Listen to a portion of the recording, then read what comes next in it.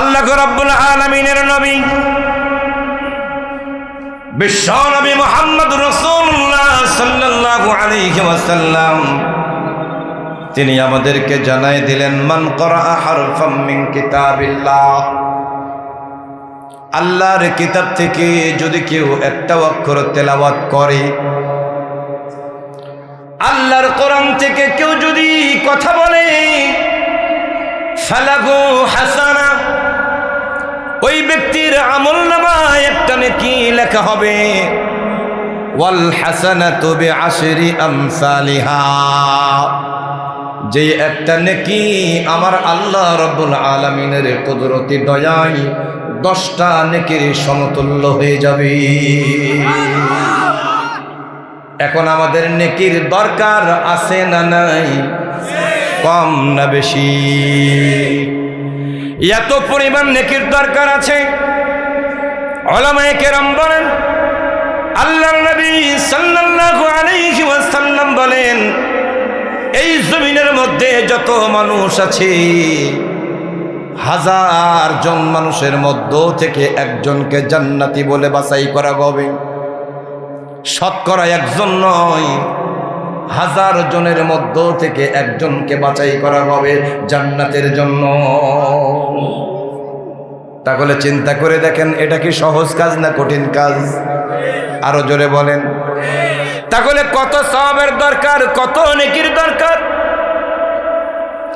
আবার আল্লাহ রাব্বুল আলামিন বলেন, ওয়া ইযা কুরিআল কুরআনু ফাসতামিউ লাহু ওয়া আনসিতু লাআল্লাকুম তুরহামুন। আল্লাহ বলেন, ও দুনিয়ার মানুষ, আমি তোমাদের জন্য আমার আসমান থেকে যেই কোরআন নাযিল করেছি, এই কোরআন কারীমের এতটা গুরুত্ব, এতটা দাম, এত মহত্ব। এই কোরআন যখন তোমাদের সামনে পড়া হয়, তোমাদের সামনে যখন কোরআন থেকে তেলাওয়াত করা হয়, কেউ একজন তেলাওয়াত করবে, আবার কেউ কেউ শুনবে।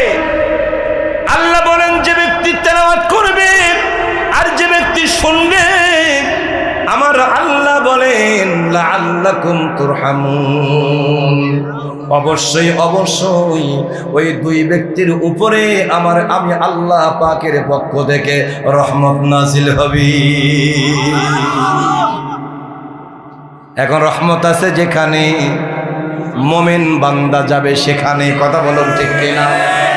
রহমত নাই যেখানে, আল্লাহর বান্দা হিসাবে যারা দাবি করবে তারা যাবে না সেখানে। কিন্তু দুনিয়ার মানুষ বড় পাগল, বড় পাগল। আজকে 31st নাইট কত জায়গাতে বিভিন্ন ধরনের মজমা হচ্ছে, গান বাজনা হচ্ছে, ডেক সেট বাজাচ্ছে, অথচ ওরা যা করে সবটার ভিতরে রয়েছে আমার আল্লাহর গজব। কারণ 31st নাইট এটা হলো খ্রিস্টানদের কালচার। কথা বলুন ঠিক কিনা?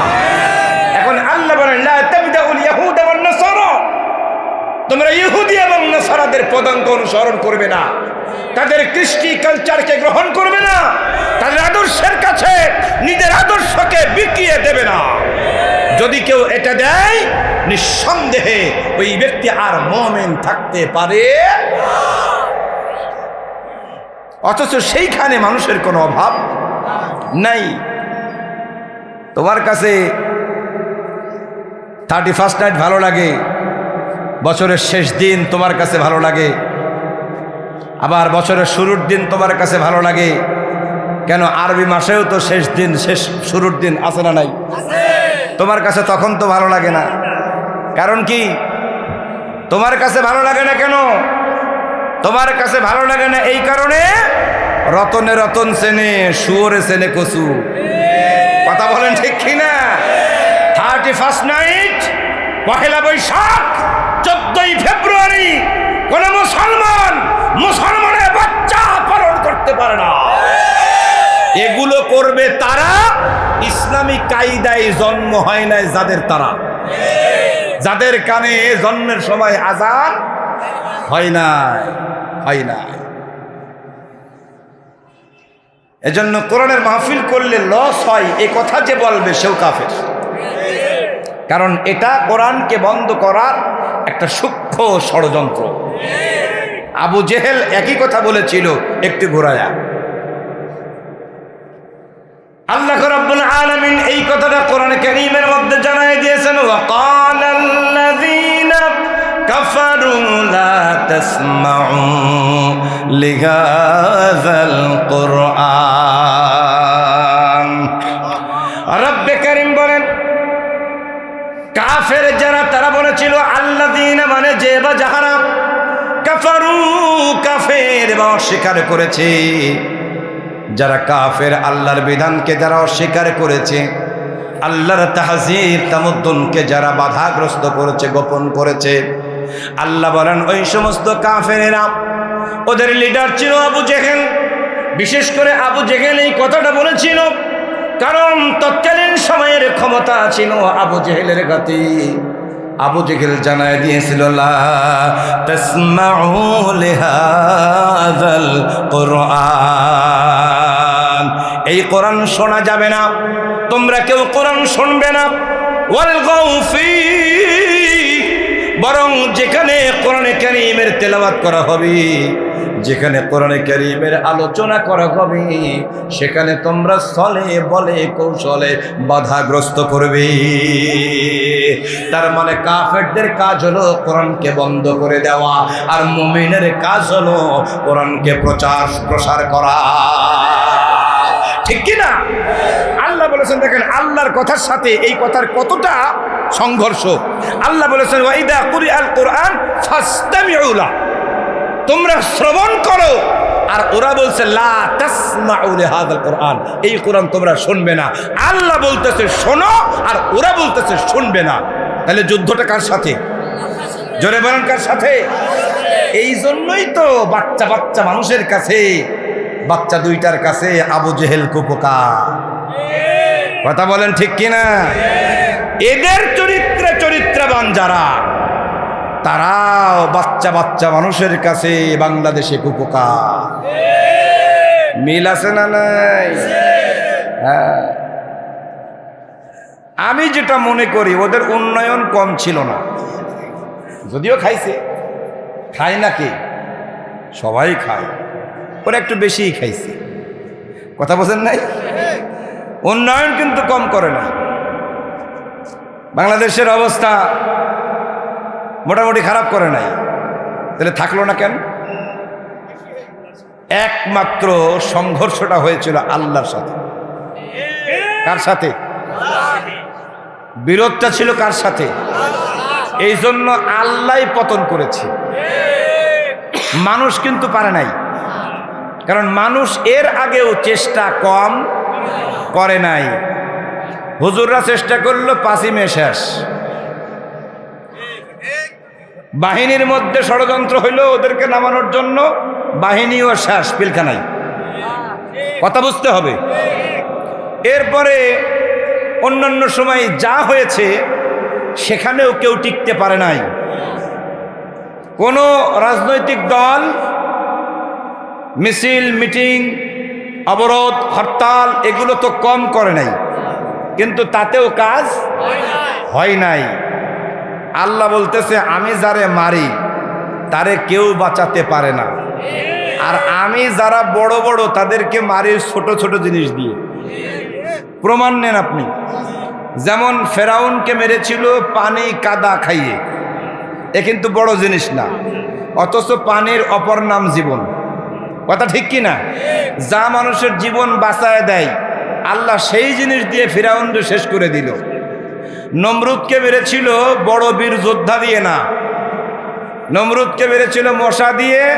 মুফাসসিরিনে কিরাম বলেন তাও হলো ল্যাংড়া মশা, ওয়াকেজো মশা। কথা বোঝেন নাই? তার মানে ওর কোনো দাম, মশার দাম আছে, মশার অনেক বীরত্ব আছে, যে জন্য আপনার মতো বড় বড় বীর যোদ্ধারাও তার ভয়ে মশারির মধ্যে ঢোকে।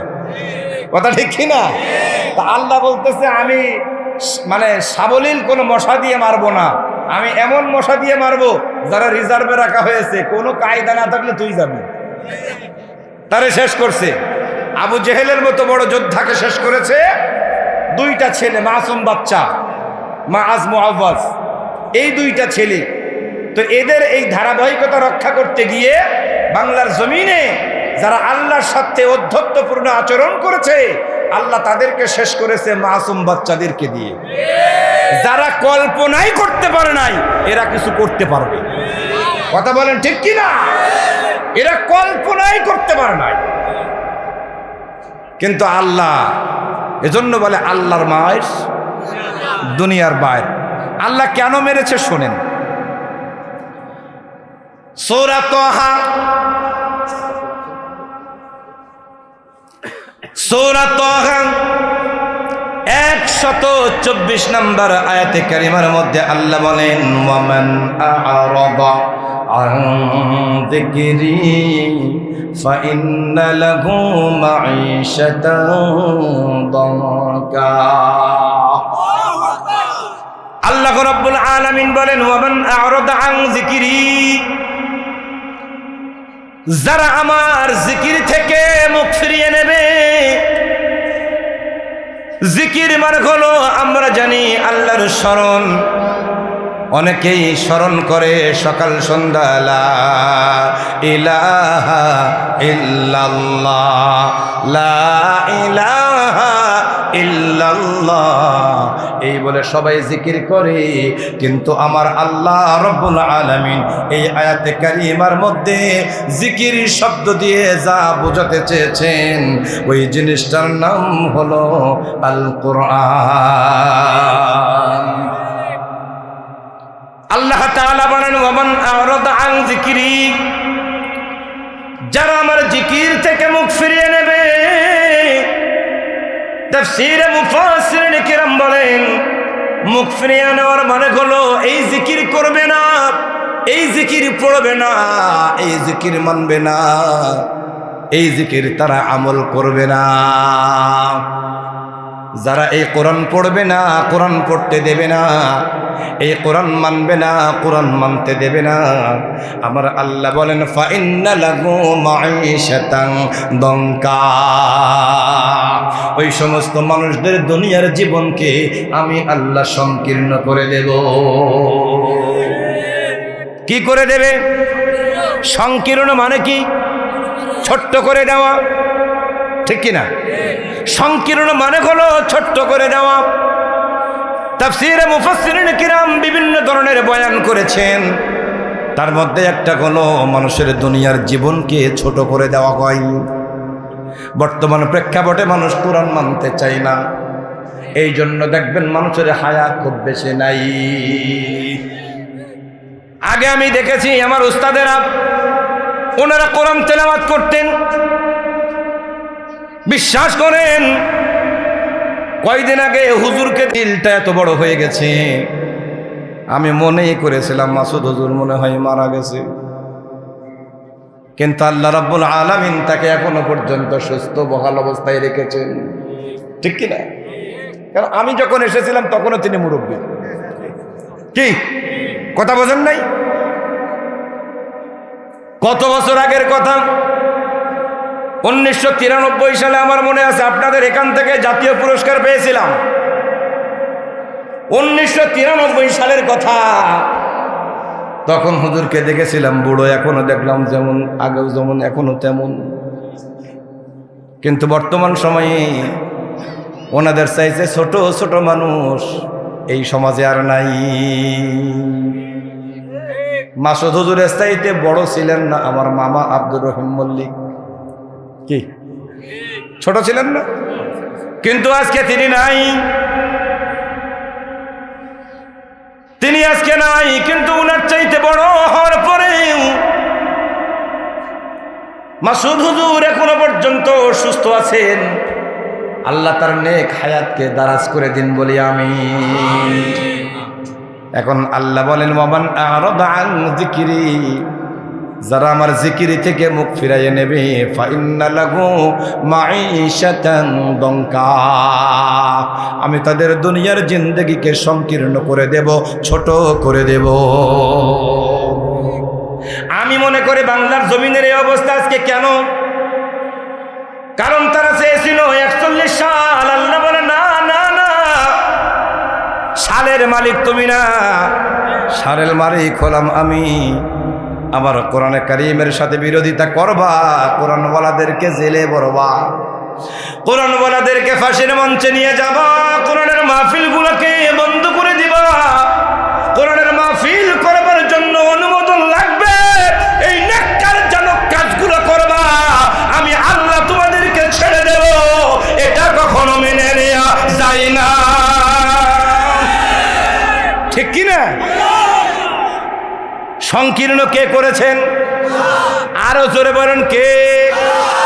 আমি মনে করি আল্লামা সাঈদীর দোয়া, এমন কোন কথা নাই যেটা বাস্তবে আমল হয় নাই। এই জন্য বাজানেরা ওই কাজ আর করা যাবে না। কোরআনের সাথে গাদ্দারি করে, কোরআনের সাথে বেঈমানি করে পৃথিবীতে কেউ টিকে থাকতে পারে নাই, এখনো পারবে না, ভবিষ্যতেও পারবে না। ঠিক কি না? এই কোরআন যখন থাকবে না, এই জমিনটাও তখন আর থাকবে না। কেন থাকবে বলেন? কেন থাকবে? এই মোবাইলটা আমি রাখি কথা বলার জন্য, ঠিক কি না? যখন কথা হবে না, এই ছাতাকে আমি আর নিয়ে বেড়াবো, টান মেরে ফেলাই দেব। কথা কোন ঠিক কিনা? কেন?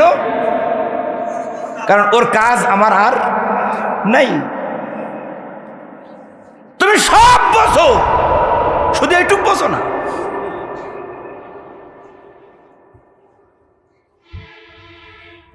একটা হাদিস আপনাদেরকে কিঞ্চিৎ স্মরণ করায় দেই। আল্লাহর নবী বিশ্বনবী সাল্লাল্লাহু আলাইহি ওয়াসাল্লাম বসে আছেন মসজিদে নববীতে।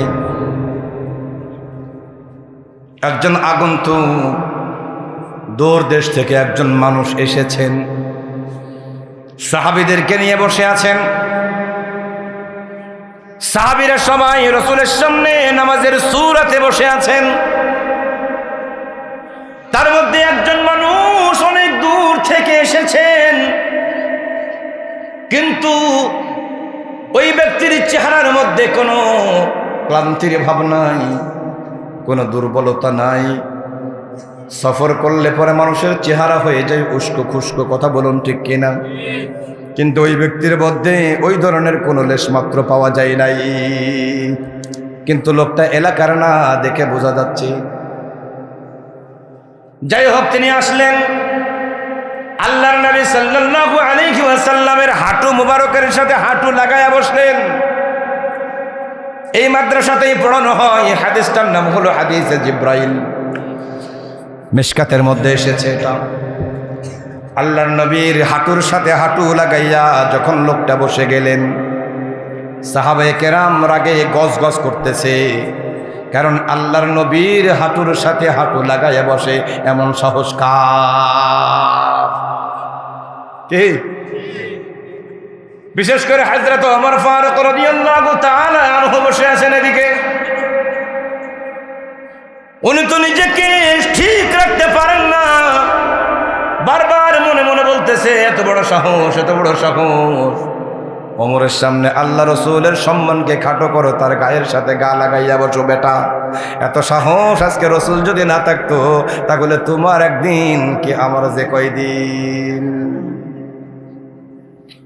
কিন্তু আল্লাহর নবী সাল্লাল্লাহু আলাইহি ওয়াসাল্লাম কিছু বলছেন না, বরং তিনি তার সাথে মেহমানের মতো আচরণ করতেছেন, সম্মানের সাথে কথা বলতেছেন।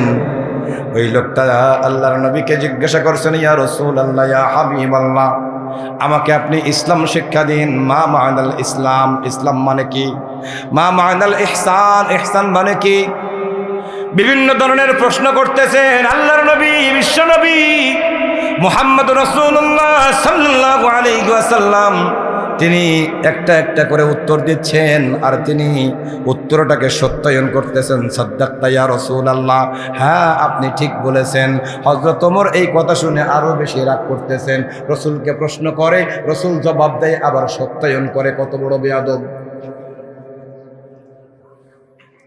এরপরে একটা কথা তিনি জিজ্ঞাসা করলেন, ইয়া রাসূলুল্লাহ, ইয়া হাবিবাল্লাহ, মাতা ইয়াউমুল কিয়ামা, হে রাসূল আপনি বলুন কিয়ামত কখন হবে? আল্লাহর নবী বিশ্ব নবী ওই লোকটাকে বললেন, মুস্কি হেসে বললেন, আমার মনে হয় যিনি আমাকে প্রশ্ন করেছেন আমার চাইতে ভালো তিনি জানেন। কি জবাব? আমার চাইতে আমার বিশ্বাস আপনার কাছে ভালো জানা আছে। কারণ তিনি কে? জোরে বলেন কে? জিব্রাইল থাকে কার কাছে? আল্লাহর কাছে। কিয়ামত করবে কে? তাহলে খবরটা ওনারাই ভালো জানেন। যেমন আগামীকালকে কারা কারা অ্যারেস্ট হবে ও নেতারা ভালো জানে। কথা বলছেন নাই? দলীয় আরে বাবা হবে না মানে এখন নাই, হচ্ছে না, আগে হয় নাই, এখনো হচ্ছে না তা না, এখনো হচ্ছে। কারণ মিশন তো শেষ হয় নাই, শের তো পড়ে নাই। কথা ঠিক কি না? এগুলো হবে কারণ আমরা কালচার বানিয়ে ফেলেছি। এখন আমার মন্ত্রে আমি ধরা খেয়ে যাচ্ছি। এরপরে তিনি জবাব দিলেন, যতগুলো কথা বললেন কিয়ামতের আলামত সম্বন্ধে অনেক কথা বললেন, তার মধ্যে শেষ এবং প্রধান কথা হলো, ইয়া রাসূলুল্লাহ, ইয়া হাবিবাল্লাহ, আপনি জেনে নিন এই জমিন থেকে যখন আল্লাহর কোরআন উঠে যাবে ওই সময় ইসরাফিল আলাইহিস সালাতু ওয়াস সালামের ডিউটি শুরু হবে। তার মানে আমি আপনাকে যা বোঝাতে চাইলাম কথা ঠিক আছে কিনা? এই কোরআনকে বিরোধিতা করা যাবে? কারণ এই কোরআন হলো আলাদিনের চেরাগ, যার কাছে থাকবে তার চাইতে দামি মানুষ আর কেউ হবে না। এই কোরআন যার সিনার মধ্যে থাকবে ওই সিনাটার দাম সবচাইতে বেশি হবে। এই কোরআন পড়বে যারা আল্লাহর কাছে দামি হবে তারা। এই কোরআনের আন্দোলন করবে যারা আল্লাহর কাছে মর্দে মুজাহিদ হয়ে যাবে তারা। এই কোরআনকে বুকে নিয়ে কেউ যদি আন্দোলন করতে গিয়ে শহীদ হয়ে যায়, এই কোরআনকে বাস্তবায়ন করতে গিয়ে কেউ যদি যুদ্ধাহত হয়, বেঁচে থাকলে গাজী আর মরলে হবে শহীদ। এই ঘোষণা কার? সুতরাং যাদের কাছে কোরআন ভালো লাগে না, আমি আপনাদেরকে বলতে চাই এই কোরআনের সাথে বিরোধিতা কইরেন না। কারণ কোরআনের সাথে বিরোধিতা করলে আপনার আকাঙ্ক্ষা, আপনার তামান্না কখনো পূরণ হবে না। আল্লাহ তাআলা আমাদেরকে বোঝার তৌফিক দান করুন, সকলে বলে আমিন। সম্মানিত হাজিরিন, আমি আপনাদের সামনে এই কোরআন থেকে দুইটা আয়াতে কারিমা তেলাওয়াত করেছি। আপনারা আমার স্বজন, আপনারা আমার আত্মীয়, আমার আত্মার আত্মীয়। আপনাদেরকে নসিহত করা এটা আমার জন্য কর্তব্য, ঠিক কি না? উপকার একেবারে শেষ পর্যায়ে, মানুষের জীবন যখন একেবারেই থেমে যাবে ভাব, অথবা বিপদের একেবারে সর্বোচ্চ পর্যায়ে মানুষ যখন থাকে, তখন যদি কেউ কাউকে সহযোগিতা করে ওই সহযোগিতার কথা কেউ বলে না। কথা ঠিক কিনা? তো আমাদের এমন একটা সময় আসবে যখন আমরা আমার সন্তানকে চিনব না। ওয়া উম্মিহি ওয়া আবি ওয়া সাহিবাতিহি ওয়া বানি, এটা আমরা কোরআনে দেখেছি। আল্লাহ বলছেন এমন একটা সময় আসবে যখন সন্তান তার পিতাকে চিনবে না, পিতা মাতা তার সন্তানকে চিনবে না। চিনবে না তা না, চিনবে কিন্তু গুরুত্ব দিবে না, কারণ সে তখন নিজেই বিপদগ্রস্ত। অনেকে বলে না নিজে বেঁচে বাপের নাম। তো এই অবস্থাটা তৈরি হবে কিয়ামতের কঠিন ময়দানে।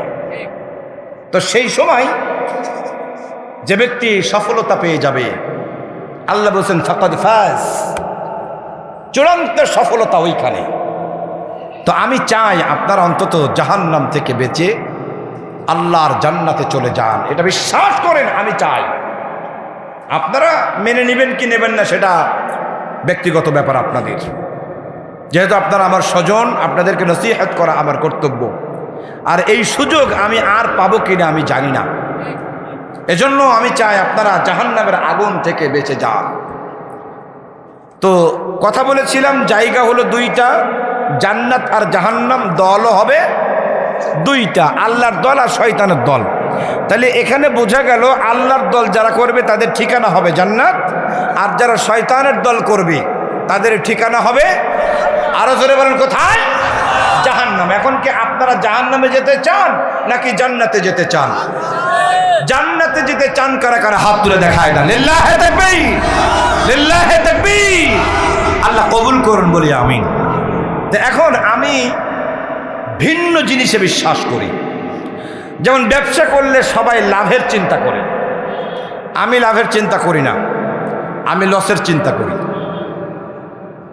আমিও ব্যবসায়ী, আমি লসের চিন্তা করি যে আমার লস কোথায় হচ্ছে এটা আমাকে ট্রেস করতে হবে, এবং এই লস প্রজেক্টকে আমাকে দেখভাল করতে হবে, ওই জায়গা ওই ছিদ্রকে বন্ধ করে দিতে হবে। তাইলে আপনি যে ধান্দা করতেছেন আর আমি যে ধান্দা করতেছি বিষয়টা কি আলাদা না এক? যেটা বলেন, অনেকে আছে লাভের চিন্তায় এতটাই বিভোর থাকে যে বস্তার তলা ছেঁড়া ওর তা খেয়াল থাকে না। আছে না নাই? আছে না? এই জন্য কিছু লোক আছে নামাজি, নামাজ পড়তে পড়তে কপালে দাগ বানায় ফেলেছে, কিন্তু এখনো পর্যন্ত সুদ ছাড়ে নাই। আছে না? বামপন্থী রামপন্থী যারা ভারত প্রীতি করে যারা, তাদের সাথে বন্ধুত্ব, নামাজ পড়ে 5 ওয়াক্ত কিন্তু ভারত প্রেম ছাড়তে পারে না। আল্লাহর কসম করে বলে, আল্লাহর কসম, আল্লাহর কসম, ভারতের বিরুদ্ধে যে ব্যক্তি সোচ্চার হতে পারবে সেই হলো ইমানদার, আর ভারতের পক্ষে যারা কথা বলবে আল্লাহর কসম তারা বেঈমান। এই দেশের জন্য গাদ্দার, আল্লাহর কাছেও তারা বেঈমান। কারণ ভারত কখনো চায় না কোরআন প্রতিষ্ঠিত হোক। একটা কথা মাথায় রাখতে হবে। তা আপনি ভারতের প্রেমও করবেন, নামাজও পড়বেন, রোজাও রাখবেন, হজও করবেন, যাকাতও দেবেন, ফলাফল কি? যে যাবর যা, তা যাবর তা, যা তা। কথা বুঝাইতে পারলাম? তা আমি চিন্তা করি অন্যরকম। আমি চিন্তা করছি লস কোথায় হয় ওইটাকে আগে প্রোটেকশন দিতে হবে, তাইলে লাভ আমার অটোমেটিক হয়ে যাবে। তো জাহান্নামে মানুষ যাবে, জান্নাতেও মানুষ যাবে। এখন কোন কোন কারণে মানুষ জাহান্নামে যাবে এইটা যদি আমি একটু খেয়াল রাখি বা আমল করি, তাহলে আমার ঠিকানা কোথায় হবে? জোরে বলেন, আরো জোরে বলেন।